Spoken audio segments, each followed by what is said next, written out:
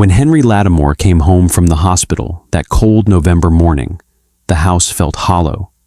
No son waiting at the door. Only a pile of unpaid bills, a red envelope stamped "Insurance Canceled." By evening, his daughter-in-law Serena found a receipt that stopped her breath. Malik's luxury retreat check-in, dated the same night Henry was rushed to the ER. Henry's voice, once patient, turned steady and cold. "It's time we stop calling this love." Neither of them knew that before Thanksgiving ended, one truth would bury a lifetime of indulgence, and one video letter would rewrite what family meant. The hospital van pulled to a quiet stop just past the mailbox, tires crunching gently on the damp gravel. Morning fog hung low over the outskirts of Atlanta, softening the edges of every shape in sight. Henry Lattimore, 68, adjusted the brim of his weathered flat cap and braced both hands on the edge of the seat. In one hand, discharge papers shook slightly, the signature line still damp where his pen had dragged. The driver, a young man with headphones tucked under a knit cap, opened the side door and offered a vague glance toward the porch. "You'd think the holidays would bring folks home," he muttered as he stepped back into the cab. Henry only nodded, his silence practiced. He descended slowly, cane steady against the cracked driveway. The air smelled of rain and car exhaust, an odd comfort. As he reached the porch, the screen door groaned slightly, but no one inside stirred, no one watching from the window. The blinds were drawn, the front stoop unswept. His gaze lingered on the car parked crookedly at the curb, a dusty silver sedan he recognized as Serena's. That meant she was here, at least, but still no sign of Malik. With a deep breath, Henry pushed open the door. Inside, the house yawned with stillness. The musty scent of closed-up rooms met him at the threshold. He stepped into the living room, the cane tapping softly across hardwood floors. "Home," he whispered to no one, and the word sounded thinner than he remembered. The house, once filled with laughter, Sunday gospel on the radio, and the aroma of Elaine's cornbread, now felt like a memory trying too hard to survive. Photos lined the hallway wall. Malik in his little league uniform, one missing tooth and all. Elaine in her choir robe, eyes bright beneath the church lights. Dust veiled the glass frames. Henry paused and reached up with the back of his hand, brushing the dust from Elaine's picture. His fingers lingered on her smile. "I kept my promise, Laney," he murmured. "Maybe too well." The grandfather clock in the corner ticked too loudly, its rhythm not comforting, but accusing. He made his way to the kitchen, its once cheerful yellow walls dulled by time. A pile of unopened mail waited on the counter, stacked in awkward layers of neglect. He sorted through it slowly, laying each envelope out in rows like puzzle pieces.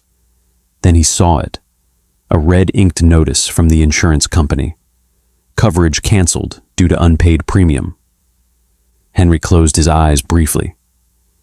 The date on the notice was a week prior, the same week he was in the hospital, struggling to keep food down, asking for Malik. "Not again, Malik," he said, voice low. "Not this time." Footsteps broke the silence behind him. Serena Lattimore, 34, entered the kitchen, still wearing her light blue scrubs, her short curls pulled into a loose bun. Her face, though tired, broke into a gentle smile when she saw him. "Dad, you're home early." He turned to her slowly, his lips forming the beginnings of a smile. "Hospital let me go," he said softly. "Doctor noted I was sane enough to manage my own affairs."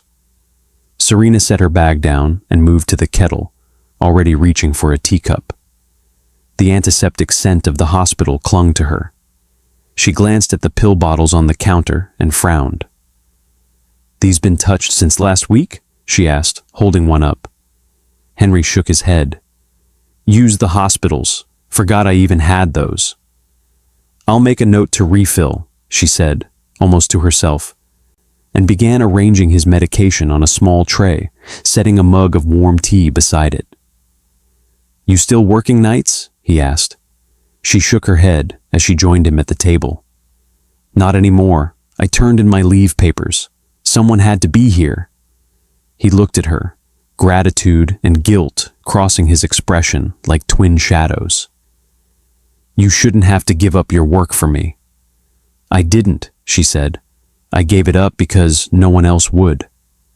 Silence sat between them for a moment. Then her eyes moved to the living room mantel, where a photo of Elaine smiled down. Serena stood and gently wiped dust from the frame. "She would have liked you," Henry said quietly. Serena gave a small nod. "Sometimes I talk to her, hope she listens." "She listens," Henry said. "She just don't talk back, not directly, anyway." They stood in silence. Two people tethered by care, not blood, but something stronger.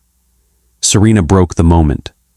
"Malik's out again, said it was for work, some conference or investor thing." Her voice didn't hold much belief. Henry didn't ask where.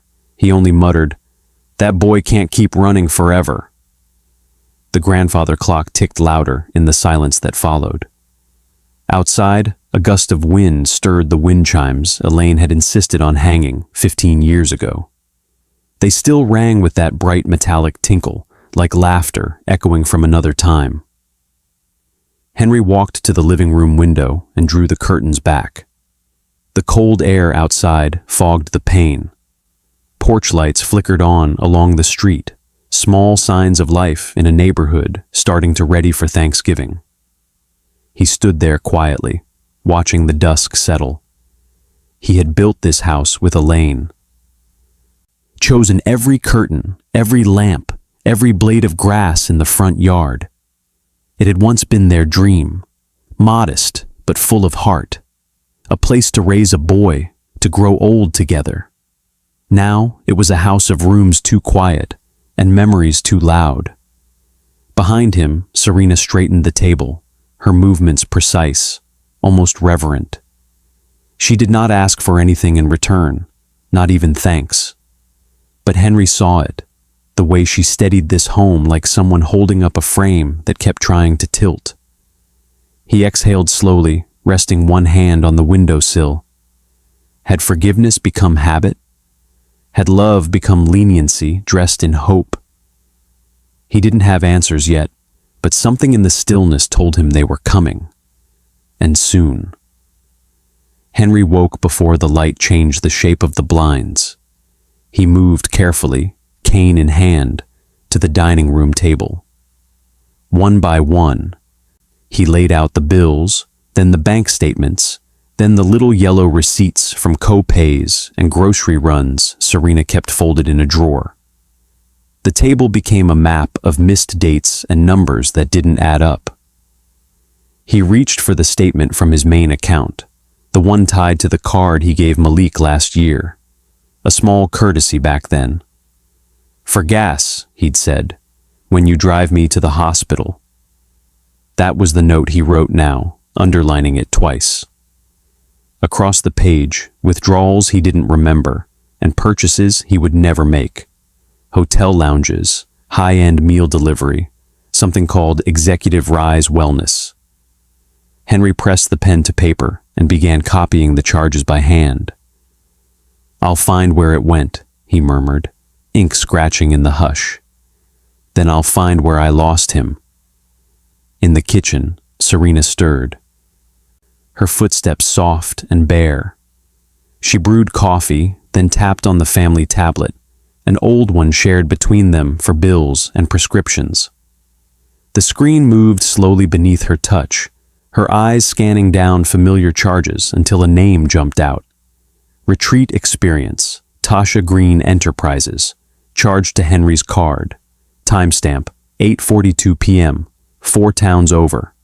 Serena froze. That was the night Henry collapsed. She'd held his hand through that ambulance ride, counting seconds between his breaths. The printer buzzed to life. She pulled the sheet with shaking fingers. "Oh, Malik," she whispered. "Why that night?" At the table, Henry looked up as she entered. Serena set the receipt down beside the statements. His eyes landed on the timestamp, the precise moment his chest had locked up in the back of that ambulance. The same moment Malik had checked in for a retreat. Henry's jaw shifted slightly, teeth meeting with quiet pressure. His hand reached for his cup, ceramic rattling gently on the saucer. "He checked in," he said, eyes still on the paper, "while I couldn't breathe." Serena didn't speak. "We'll handle this quiet," Henry added, voice level. "Noise never fixed a soul." She nodded once. Her hands stayed at her sides. By late morning, Serena had her laptop open and the speakerphone dialed. Denise Harper, the family lawyer, answered on the second ring. Her voice, even over tinny audio, sounded alert and warm. "Morning, Serena. I heard Henry's home?" "He is," Serena said, "and we need to update his authorizations." Denise didn't hesitate. "Good. We'll handle the online steps before Thanksgiving. Hard copies early next week. But we'll need him in the office before the banks close." Serena looked over at Henry, who had already begun rising from his chair. "We'll come tomorrow morning," she said. Denise paused, then added, "And Serena, love is a will, not a signature." Later that afternoon, Henry's phone rang. The contact read, "Malik," bold and unearned. He answered without greeting. "Hey, Pop," Malik said, voice smooth, upbeat. "Heard you're back early. That's good news." Henry waited. "So, I hate to ask," Malik continued, "but there's a project I'm trying to finalize. I need a short-term authorization, just something temporary to release a few funds from your business account. Could you sign the POA like before?" Henry's voice, when it came, was soft, measured. "No, son. From today, I will not sign any more powers of attorney. This signature is retired." The line held quiet, a second too long. Then it crackled and went dead. The next morning, Serena pulled the car into the parking lot of Denise's office. Henry moved slowly but steady, each step deliberate. Pain still hummed in his side, but he focused on Serena's voice, her quiet directions, the rhythm of the cane against carpet. Inside, Denise greeted them with clipped efficiency and gentle eyes. The paperwork was already waiting on the desk. With every signature, Henry felt a knot loosen in his chest, not from pain, but from clarity. Serena sat beside him, still and silent, offering nothing but presence. Denise clicked her pen shut after the final form. "I've revoked all Malik authorizations and disabled the subcard," she said. "When your death is reported, the bank locks the account by procedure. We'll handle the online steps today and sign paper next week." Then, more softly, as she slid the last form into a folder, "Love is a will, not a signature." Neither Henry nor Serena spoke. They didn't need to. Afterward, they stopped at a small diner off the main road. The windows fogged slightly from the steam inside. Serena ordered soup. Henry asked for coffee, black. Neither touched their food. "You're the only one who stayed," Henry said finally. Serena's gaze stayed on the spoon she hadn't lifted. "You're the only one who ever saw me," she replied. The fridge hummed behind the counter. Somewhere near the kitchen, coffee dripped in slow, uneven spurts. A child laughed at a table across the room. It all felt distant. When they returned home, dusk was already pushing at the windows. Henry sat under the lamp with his papers again. He read slowly, marking each one in steady lines. Vision blurred, but he didn't stop. He reached for the retreat receipt, circled the charge, and wrote one word beneath it: truth. He let the pen rest beside it. The clock on the shelf ticked slow and steady, no longer loud, just present. In the front room, Serena moved to the windows and drew the curtains closed. Thunder rolled far off, low and long. The air inside cooled, though no window had opened. The storm hadn't arrived yet, but its shadow moved through the house. Henry woke to the soft creak of the radiator warming the corner of the room. First light pressed gently against the edges of the blinds, stretching across the old wooden table where his notebook sat open beside a steaming cup of tea. He reached for his pen, slow and deliberate. Pain knifed through his side without warning. He grunted, pressing one hand to his ribs, then steadied himself, eyes on the paper.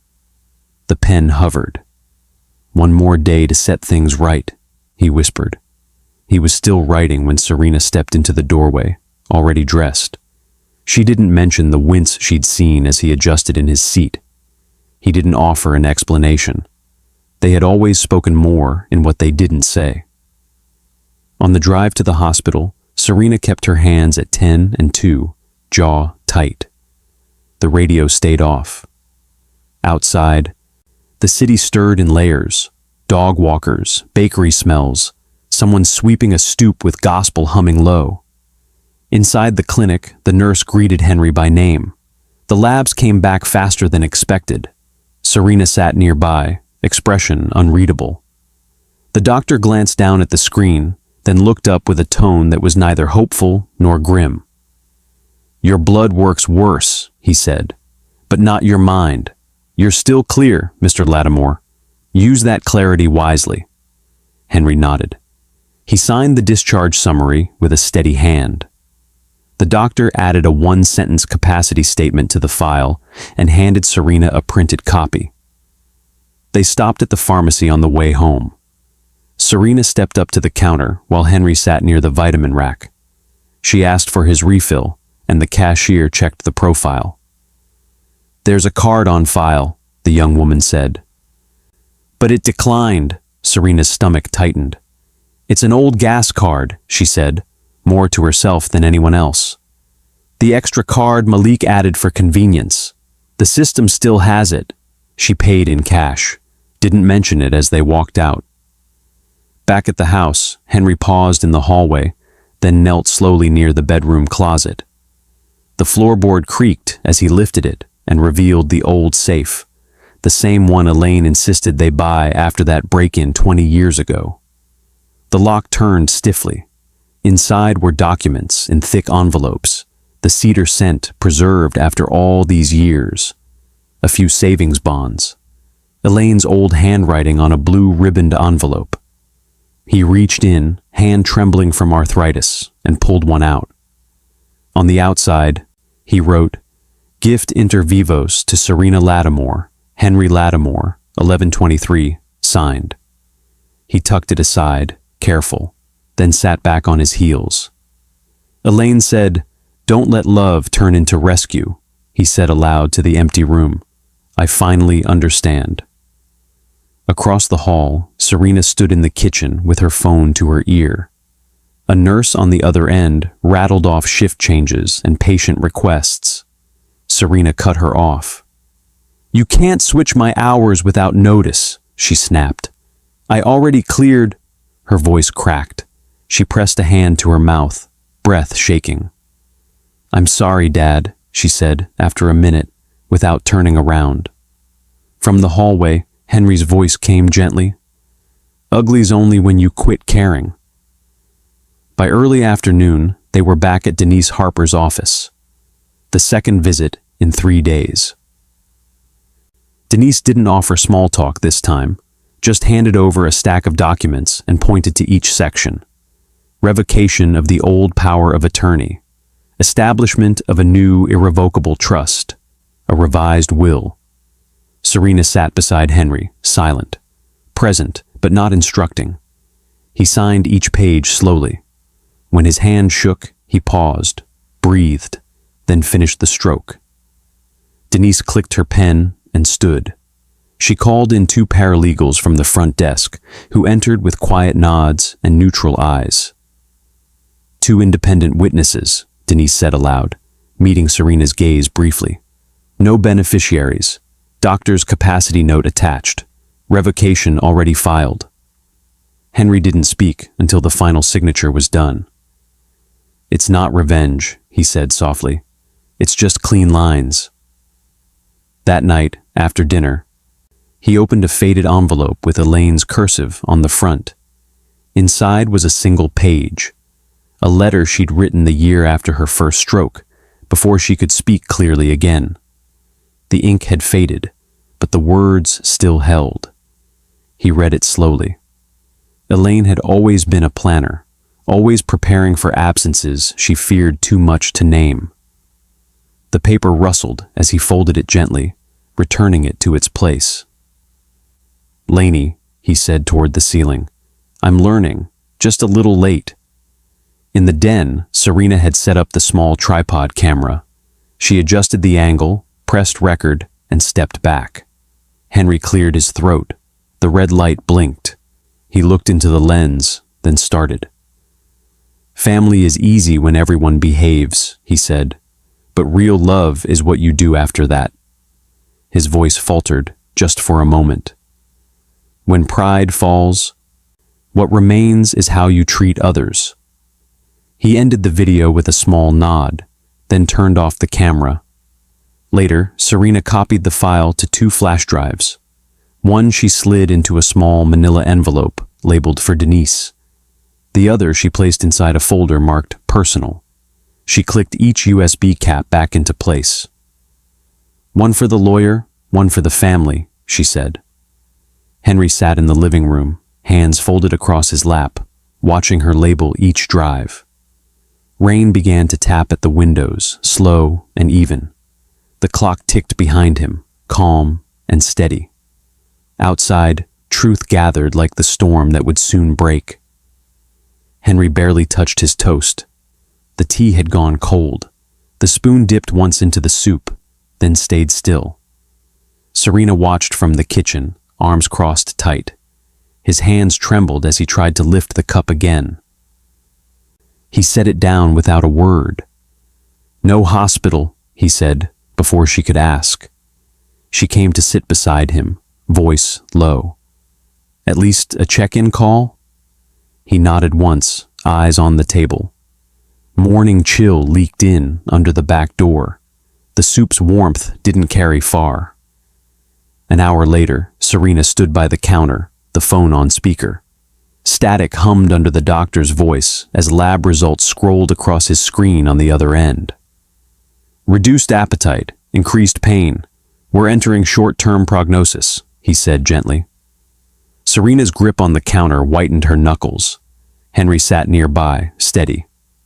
"Thank you, doctor," Henry said. "That's time enough." The doctor recommended lowering his medication slightly. "It'll give him clearer hours, less fog, just enough for him to say what he needs to." After the call, the house went still again. Serena spent the next hour in the den, laying out documents in tidy rows on the coffee table. Flash drives, letters, a copy of the will, one envelope marked with her name, another labeled for Malik. She paused when she came to the framed photo, Malik in his cap and gown, arm draped over Henry's shoulder. It had been a long time since he'd looked that sincere. She picked it up, dusting the glass with her sleeve, and placed it beside Henry's old university plaque on the shelf. "Maybe this way," she whispered, "he'll remember who he was." The phone buzzed in her hand. "Malik," she answered, voice flat. "I need to speak to him," Malik snapped. "That woman I partnered with? She's gone. Just packed up and left. The retreat's over. I need access to the main account, now." Serena closed her eyes. "You'll have to talk to Denise. She handles it now." "You think you can lock me out of my own father?" His voice climbed. She didn't flinch. "He locked out dishonor, not you." Silence. Then the line clicked dead. By late afternoon, the pain had deepened. Henry's breath shortened, eyes clouding, but he stayed lucid. Serena adjusted his dose carefully, following the doctor's notes. The air by the window was cool where it cracked open just enough to let winter in. Henry turned toward the breeze. "I want my mind clear," he said quietly, "when I say goodbye." She nodded. At sunset, Ms. Ruth from down the street arrived holding a thermos of soup and her old red scarf.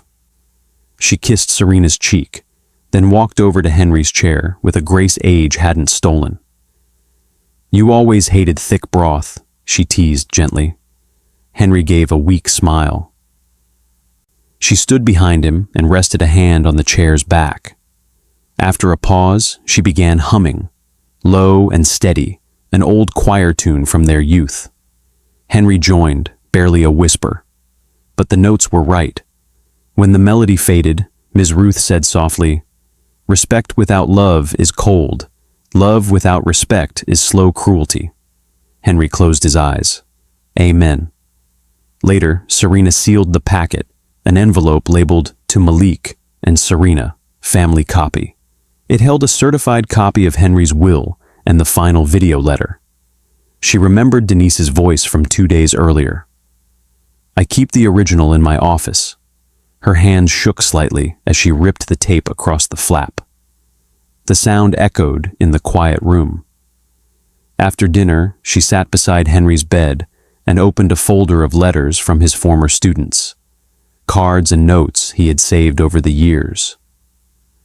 She read aloud, one by one. "Dear Mr. Lattimore, thank you for being the first teacher who saw me.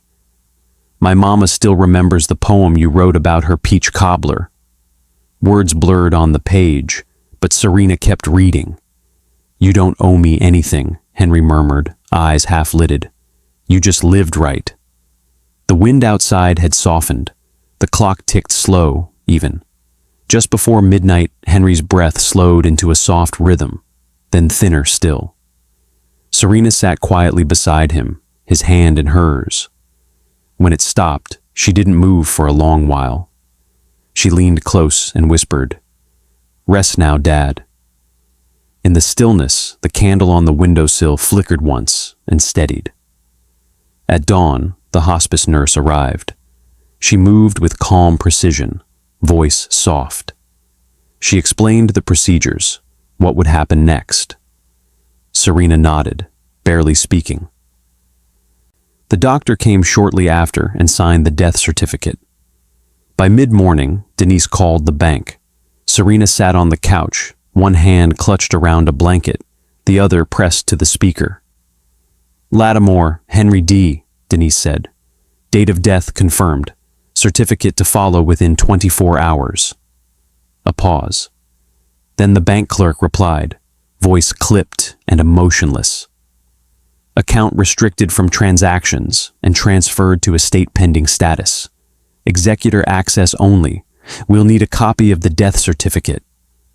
The sound of a keyboard filled the space. A printer whirred faintly in the background. Denise said quietly, "According to procedure." After the call, the house settled again into quiet. Serena walked back to the bedroom. She lifted Henry's choir robe from the closet, a deep burgundy, the one he wore when leading songs on first Sundays. She folded it carefully, smoothing each sleeve, and laid it on the chair beside the bed. Morning light spread gently across the fabric. The house exhaled, emptied of pain, filled with legacy. Malik's car screeched into the driveway, the engine whining just before he cut it. Tires crunched against loose gravel, dust curling up in slow spirals behind him. He stepped out fast, shoulders high, chest tight with tension that had been building since the voicemail. The windows were dark, curtains drawn, no porch light. Even the screen door sagged a little more than he remembered. "Can't even leave a key out?" he muttered, patting his pockets. Wind moved through the branches above, but nothing stirred inside. He pushed open the front door and stepped into a silence that struck harder than words. Every chair was draped in white cloth.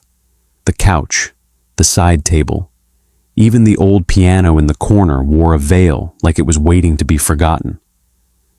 "Dad," he called out. Serena? His voice bounced down the hallway, unanswered. He moved slowly through the room, each footstep softer now. The house felt colder, emptier, like someone had pressed pause and walked away. Then he saw it. On the mantel, centered with purpose, sat a thick envelope labeled in his father's handwriting. To Malik and Serena, family copy.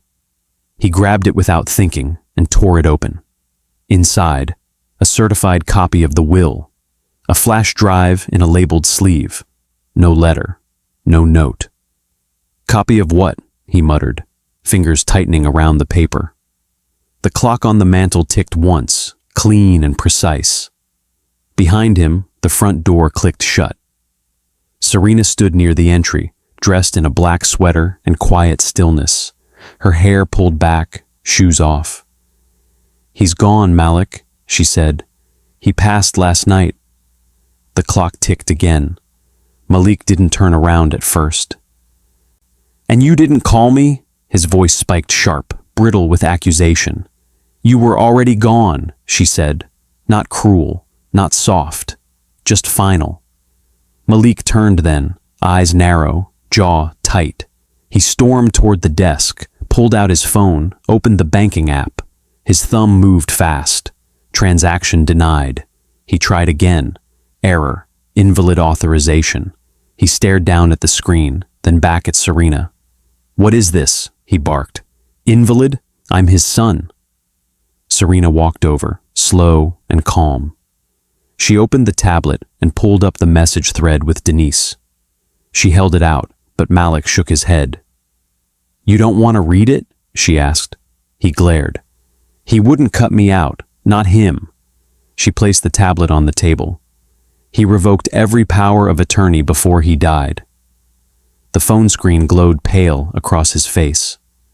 Denial flickered, cracked. He wouldn't. He did. He backed away, pointing at her like an accusation. You turned him against me. You were always waiting for your chance. She didn't flinch. He turned back to himself, she said. You just weren't looking. Thunder rolled faintly outside, low and long, like a warning with no direction. She moved to the shelf and pulled down the printed receipts, laid them out on the table one by one. Charges from the retreat. A timestamp aligned with Henry's ER admission, the whole truth in paper. You spent his medicine money, she said, voice barely above breath. Malik didn't speak. His eyes darted across the page, to the total, to the date, to the name of the vendor. He dropped into the armchair like the breath had left him, pulled out his phone again, scrolled through messages. Nothing. Called. Voicemail. Again. Disconnected. She said it was safe, he mumbled. She promised. Serena walked away, came back with a cup of tea. She placed it gently on the coffee table. Steam curled slowly between them. Drink, she said. You'll need clear eyes for what comes next. He didn't touch it, didn't look at her. The flash drive sat where he'd dropped it, label up, waiting. The phone buzzed. Serena picked it up. Denise, she said into the receiver. He's here. He'll see the letter tonight. Denise's voice came through, low and steady. Then let him see it, all of it. Serena nodded and hung up. The rain outside slowed. Thunder faded like it had spent itself. Malik stared at the flash drive, unmoving. Lightning flickered outside, a soft glint catching on the metal edge of the drive. The reflection danced for a breath, then stilled. In the space between thunder and silence, truth waited to be played.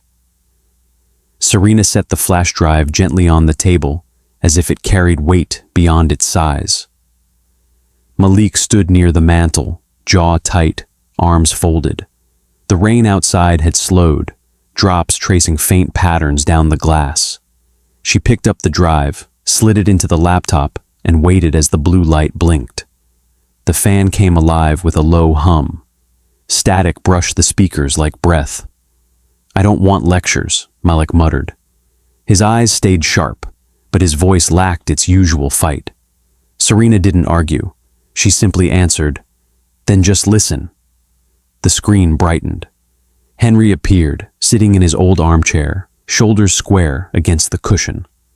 His face was thinner than Malik remembered, hollowed by illness. But his eyes carried the same weight he'd always known, the gaze that once stopped him mid-lie as a boy. The cardigan he wore was buttoned neatly, as though he'd dressed for this one task alone. Malik's lips parted, his breath uneven. He took a single step forward, then stopped. Henry's voice filled the room, steady but worn. "If you're seeing this," he began, "I've kept my promise. You're still not alone." The air shifted. Malik's arms dropped to his sides. Serena didn't move. Henry spoke with the patience of someone who had rehearsed each word in silence. "I wanted to love you by making things easier, but I see now. I mistook rescue for love. I signed too much, son. I should have signed less, talked more." The clock on the mantel ticked behind him in the video, the sound bleeding into the real room, as though two clocks ticked in unison. Malik pressed both palms against his thighs, nails digging lightly through fabric. "I wanted you strong," Henry said, "not entitled, and I fear I blurred that line." Malik bent forward, elbows to knees, covering his face with both hands. For the first time, shame, not anger, sat heavy on his shoulders. Henry lifted a slip of paper into the frame. Elaine's handwriting showed faint on the yellowed page. "She told me, 'Don't let my loneliness become your burden.'" His voice softened. "But I did. I tried to fill what I lost with favors you hadn't earned. I thought it was care. It was only weight." The faint crinkle of paper filled the speakers. Malik peeked once, then turned away quickly, chest heaving. Henry's tone shifted, steadier again.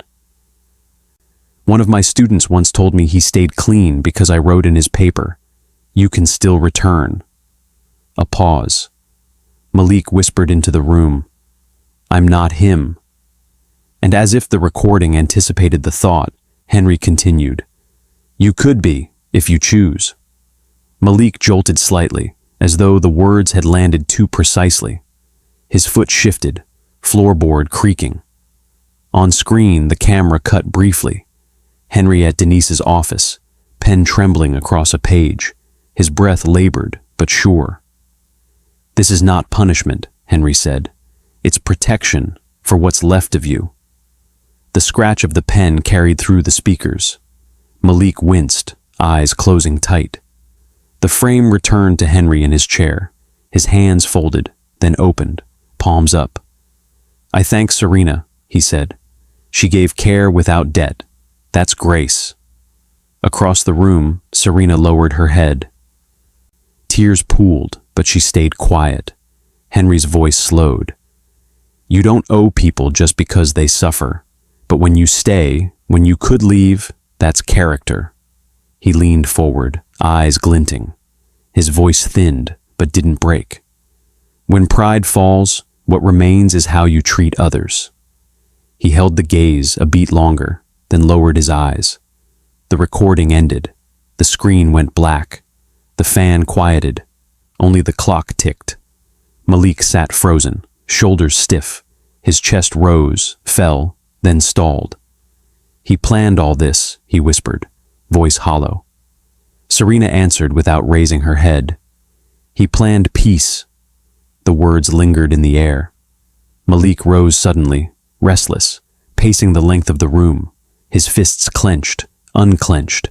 He turned in circles like someone searching for an exit. Then his knees buckled. He dropped to the carpet. Palms braced. "I wanted him to see me win," he said. His voice cracked like glass. "Not waste me." His forehead touched the rug. His shoulders shook once, then again, until sobs forced themselves out. "I thought, if I made something fast, he'd believe in me." His breath hitched. "She said he'd see it. She said it would work." Rain tapped soft against the window again, a rhythm that matched his sobs. "I didn't think I'd lose him before I got it right," Malik said. His words broke apart into silence. Serena knelt nearby, close enough to be present, not close enough to comfort. She let him collapse where he was. When his sobs softened, he lifted his head slightly, eyes swollen, cheeks streaked. He looked at her with fear of what she'd say, but her face carried no scorn. "I forgive you," she said quietly. He blinked. His lips trembled. "I forgive you so we can stop being in debt," she continued, "not to start over." He searched her face for anger, but found stillness instead. The clock ticked slower. Rain thinned into drizzle. Malik turned toward the window. Pale dawn pressed through the clouds, light breaking across the glass. On the far wall, Henry's choir robe caught the glow. Burgundy folds shimmered like they held fire from within. Malik stared at it, chest rising again. And for the first time, he saw love as discipline, not indulgence. The storm outside began to clear. Malik stirred on the couch, eyelids thick with broken sleep. Morning light seeped through the blinds, casting stripes across the carpet. Dust motes floated in the shafts of sun, visible where they caught. He blinked, heart still pounding, as the quiet of the house pressed on him. He glanced around.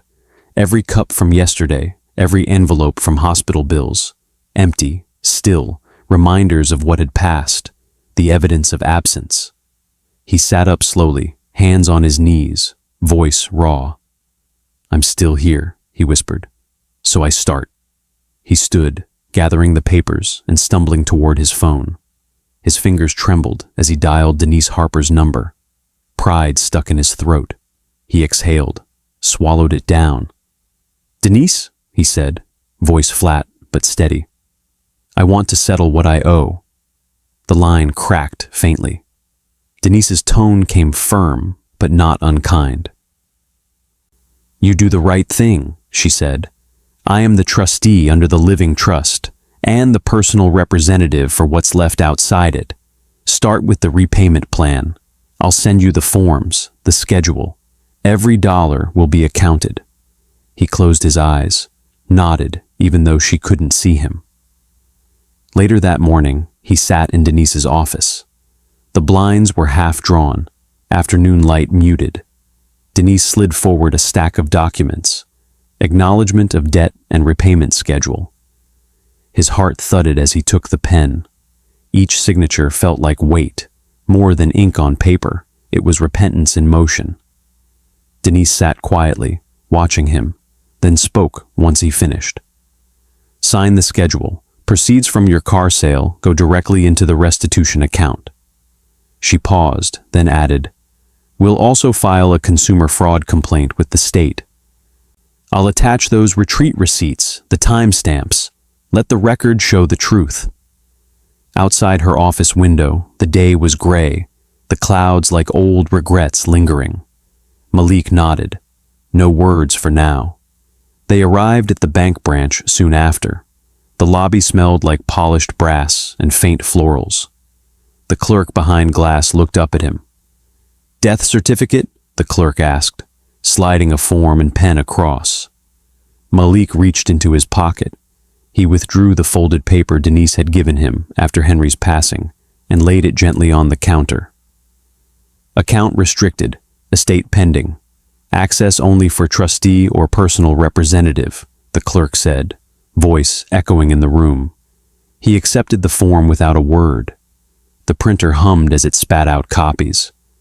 Denise took them silently, nodding at him. Later, outside, Malik walked over to his car, parked in the lot. The vehicle that felt both familiar and hollow now. He took out his phone, angled it over the VIN plate, snapped pictures. Then the title, registration, and a few other docs. He tapped confirm listing. The ad went live. A soft ping sounded. He watched the screen, breath shallow. Memories flickered unbidden. Road trips his father funded, late-night drives to tutoring sessions, the car idling while Henry encouraged him to chase dreams. He looked away. He closed the trunk, walked back to the curb, and held his composure. The car would go. The money would go. The reckoning would continue. Inside the house, Serena was gathering things into a small duffel bag. Henry's robe, a few framed pictures, a box of papers. Malik stood in the doorframe, watching, silent. She zipped the bag closed. "I need time," she said, her voice firm but tired. "I'll return when we have a new order, when the house has breathing room." She offered him a small, sad smile. He nodded. "I'll find peace by working," he said. She paused at the threshold, looked at Henry's chair, then at him. Without another word, she stepped out. The door closed softly behind her. The zipper's click in the quiet felt sharp. Now, the house truly echoed. A knock came then. Malik moved to open the door. Ms. Ruth stood there, casserole dish in her hands, a condolence card resting atop it. He hesitated, half to say no, half because invitation felt dangerous now. He swallowed and opened the door wider. "Come in, ma'am," he said. She entered, setting down the casserole, card, and gentle presence into the hall. The aroma of baked food warmed the space, touching corners like memory. "Community's still here," she said, lifting her chin slightly, "even when you vanish a while." Malik offered a nod. His throat felt raw, but he managed, "Thank you." They walked into the living room. She surveyed the draped furniture, then the choir robe folded on the chair. Her eyes softened. After a moment, they sat. She passed him the card. He opened it, handwritten words of sympathy, embedded with memory of his father's local deeds. He held it close, then handed it to her. She nodded, understanding. A shift came when Serena returned briefly that evening. She had sent a photo to Denise, who forwarded it to Malik. He read the message on the kitchen tablet. "Elaine's original stays safe. This is your copy." Serena had photographed the framed letter Elaine wrote so long ago. The camera's click had echoed in the hallway. He watched the image, the letter in Elaine's handwriting, on the screen, edges yellowed. Tears blurred the view, but he held steady. "Don't let loneliness become someone else's burden." The line repeated in his mind. He whispered, "Thank you, Dad," to the empty room. He closed the tablet. Serena paused by Henry's chair. She placed a hand on the chair's top rail. Smooth, familiar wood. Light from the window warmed her face. Her eyes closed briefly. Then she turned away.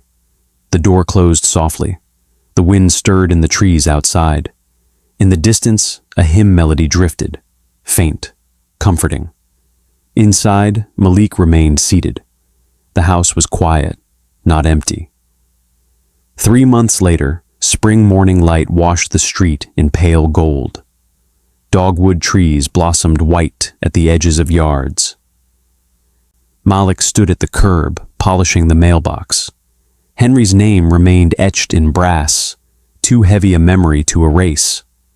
With cloth in hand, he buffed the letters, a soft squeak in his quiet yard, choosing presence over removal. At the tutoring center, Malik moved behind a chalkboard crowded with interview prep schedules. Students chatted in the hallway. Whispers fluttered. "Is that him?" Malik Lattimore returned? He ignored them. He knelt beside a nervous young man struggling with tie knots. "Here, slide the narrow end under, then pull." He guided the student's fingers until the knot held firm. Chalk dust motes drifted in shafts of light. The student looked up, hope trembling in his voice. Malik smiled tightly, shadowed by eyes that knew too much. Later, Serena met Denise at a small cafe under a soft rain. Steam curled from mugs between them, Serena's hands wrapped around the cup, knuckles pale. She looked across the table at Denise without knowing if she could face him. Denise's voice carried in low tones. He did it. He didn't ask for it. He paid what he owed.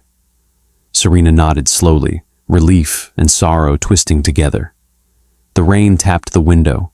Serena said, "Maybe time kept its promise." Back at Denise's office, final paperwork lay on the oak desk, a distribution sheet under the living trust, assets minimal beyond phrases in the will.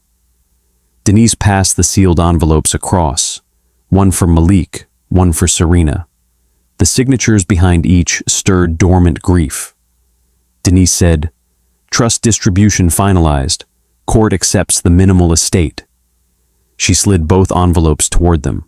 Serena's fingers trembled as she accepted hers. Malik tucked his under his arm without opening yet.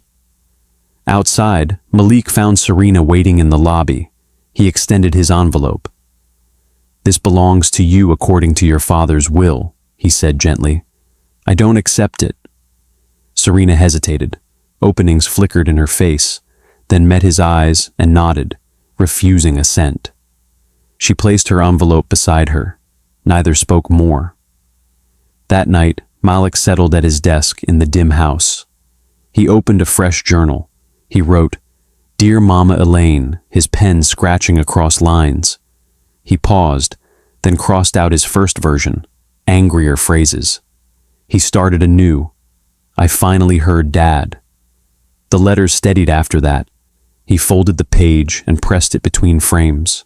Illuminate, reconcile, become. On a Saturday afternoon, Malik volunteered at the church fence his father helped build years ago. Paint cans lined the ground, brushes spread like petals. He started at the end post, coating splintered wood in fresh red. His palms blistered. He rubbed his neck, sweat mixing with ache. Yet he kept painting until late afternoon, light slanted hard and long. In the sanctuary behind him, choir rehearsal swelled. Ms. Ruth appeared carrying a bucket and rag. She moved beside him, paused, then said, "Looks better than new, so do you." Malik's throat tightened. He nodded, then kept brushing the fence. At dusk, Ms. Ruth returned with Henry's choir robe, washed, pressed, and fragrant of cedar. She placed it on the choir platform near the piano. Malik froze in the doorway as the robe drifted in silence. Eyes stinging, he stepped forward. Cloth rustled, faint organ chord humming from the practice room. She said, "Legacy isn't who keeps it, it's who carries it." Malik exhaled, voice low. "I'll carry it." Serena arrived quietly then, coming up the side aisle to the fenced lawn. Her fingertips stained red from fresh paint. She touched a plank. Malik turned toward her, uncertain, her voice soft. "Dad would like the fence." He nodded. Relief pressed in deep. Between the new boards and the fresh red, the fence glowed in spring sunlight. The scent of paint and sawdust hung in the air. The choir lined the front of the church. At the first note, a gentle hymn rose. Henry's favorite, the one he always insisted they sing on Sundays. Malik stood beside Serena just inside the doors. His voice cracked as he joined in, weak, off-key at first, then found muscle, harmony coursing through him and the rafters above. The congregation softened around him. Serena closed her eyes. Ms. Ruth watched with steady pride. The hymn held them all in breath together. After service, Serena stepped forward and lit a candle at Henry's photo on the anniversary display table. The flame flickered steady. She whispered, "Rest easy, Dad. We learned." The room murmured low applause, voices echoing his own influence through others. She turned, slipped away quietly, leaving the flame burning beside memory. Outside, late sunlight glinted on wet pavement. Malik and Serena walked slowly toward separate cars. The church behind them held the robe in glowing silence, crimson gold in panes of stained glass.